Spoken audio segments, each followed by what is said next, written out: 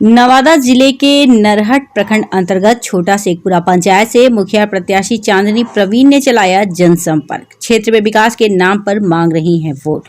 उनके पति मोहम्मद समीम उद्दीन से हमारे नवादा जिला संवाददाता सुनील कुमार ने खास बातचीत की।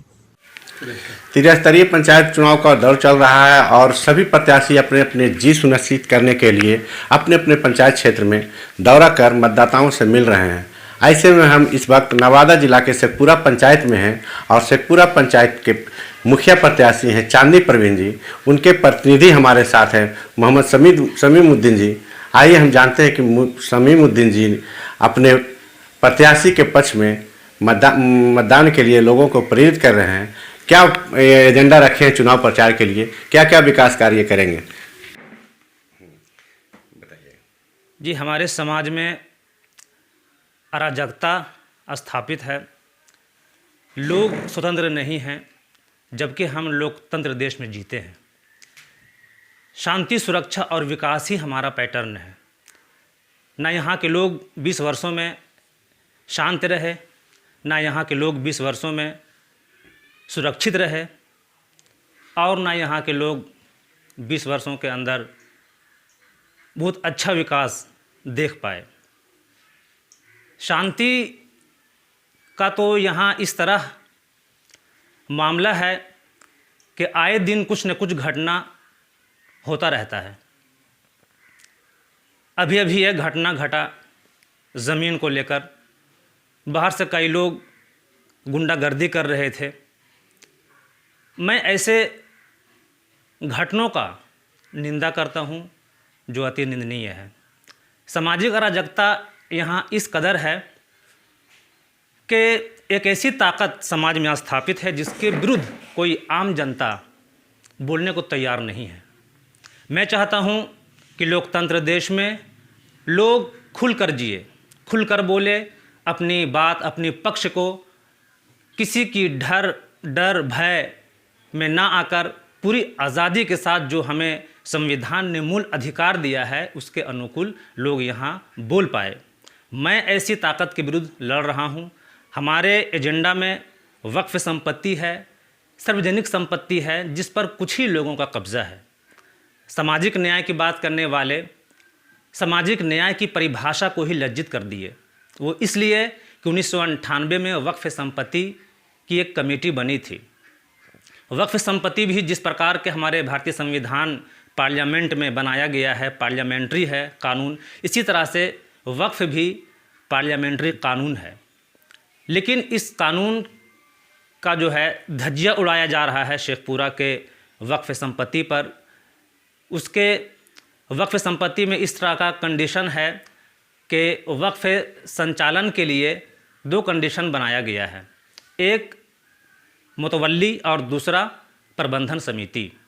1998 में यहाँ प्रबंधन समिति बनी थी और उसके बाद फिर जो है मुतवल्ली शिफ्ट भी यहाँ किया गया है। तो बताइए कि ये कौन सी संविधान के अनुकूल चल रहे हैं ये लोग।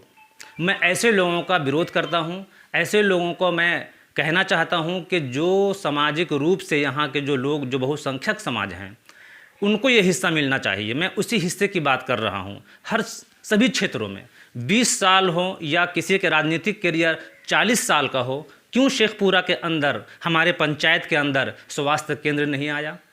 हमारे शेखपुरा पंचायत के अंदर हाई स्कूल नहीं हुआ?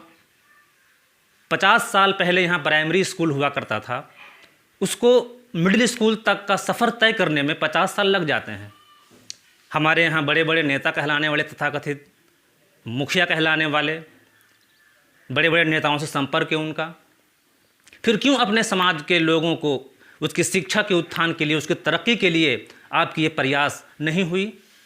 मैं जानना चाहता हूँ आज जो मुझे समर्थन मिल रहा है इन्हीं मुद्दों पर मिल रहा है। हमने कब्रिस्तान का जो मामला था, मतलब वक्फ संपत्ति पर जो करोड़ों का टेंडर लाया गया किसी भी मुसलमान के लिए, क्या कब्रिस्तान पे बुलडोज़र चलाना, उस पर कम्युनिटी हॉल बनाना, उस पर टॉयलेट बनाना, क्या ये उचित कार्य है?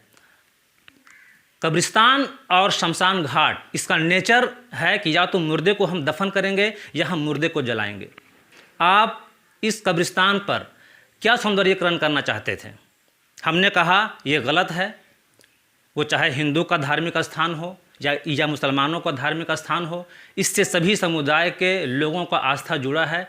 इसमें किसी भी तरह का बगैर बैठक किए, लोगों से बगैर पूछे ये काम नहीं होना चाहिए। लेकिन हमारे समाज में इस तरह से ताकत थी कि लोग इसको बोलने से डर रहे थे कि मैं किसके विरुद्ध जो है बोलूँगा। लेकिन मैं इस लड़ाई को लड़ा हूँ, आप पूरी ताकत से लड़ा हूँ, और हमारी लड़ाई कोई मुखिया पद के लिए नहीं है कि मैं इस लड़ाई के माध्यम में मुखिया की कुर्सी पर बैठ जाऊं, मुखिया पद की कुर्सी हासिल कर लूं, बल्कि ये लड़ाई एक गरीबों के लिए है, वंचित समाज लोगों के लिए है, ताकि उसको उचित हर क्षेत्र में हिस्सेदारी मिले, खुलकर बोल सके। आज़ाद देश में, आज़ाद भारत में आज़ादी के साथ बोलना ये सबकी जिम्मेदारी है, दायित्व है। इसी तरह से हम अपने लोकतंत्र, देश की लोकतंत्र प्रणाली को मजबूत कर सकते हैं। जी, ये तो आप बोल रही हैं, आप शॉर्टकट में बताइए इस चुनाव। एक मिनट।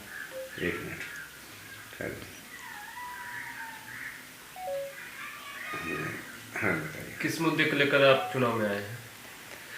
हमने तो कहा हमारी मुद्दा जो है शांति, सुरक्षा और विकास है। हमारे पंचायत के लोग शांत भी रहें, सुरक्षा भी उनको मिले और विकास भी हो। विकास के लिए हम देखते हैं कि नाली का जो यहाँ निर्माण किया गया है, वो चाहे मनरेगा से हो, 7 निश्चय से हो, मतलब लोगों का जो घर का जो पानी है वो नाली में डिस्चार्ज होना चाहिए, लेकिन नाली का पानी घरों में डिस्चार्ज हो रहा है। और मतलब जो है पैन खोदाई है। अब ऐसे जगहों पर पैन खोदाई करने से क्या लाभ है, जब मतलब किसानों की कोई फ़ायदा नहीं पहुंच सकता, उससे जो है ज़मीन सूखी रहती है। तो कहीं ना कहीं इस तरह से काम से सरकारी धनों का दुरुपयोग होता है। मैं उसको सही उपयोग में लाना चाहूँगा। अपने 5 वर्ष के कार्यकाल में जैसे कि मीनापुर में जो है बनाया गया है, मतलब जो है टॉयलेट, उसका जो रुख मतलब है वो पूरा पश्चिम का है, जो मुसलमानों के लिए बहुत मतलब जो है दयनीय जो है बात है ये। और दूसरी बात ये है कि समाज जो है हमारा गिरवी रखा हुआ है, हम उस समाज को आज़ाद करना चाहते हैं और विरासत की राजनीति को हम ख़त्म करना चाहते हैं। पति पत्नी मिलकर 20 वर्षों से इस पंचायत पे लोगों को भ्रमित करके राज कर रहे हैं। मैं इस विरासत की राजनीति को ख़त्म करना चाहता हूँ, पलटना चाहता हूँ। यही हमारा एजेंडा है। क्या कीजिएगा जीतने के बाद?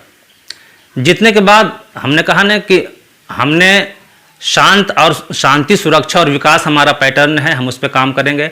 विकास के लिए जो भी सरकारी योजना है हम उसको जन जन तक पहुंचाएंगे।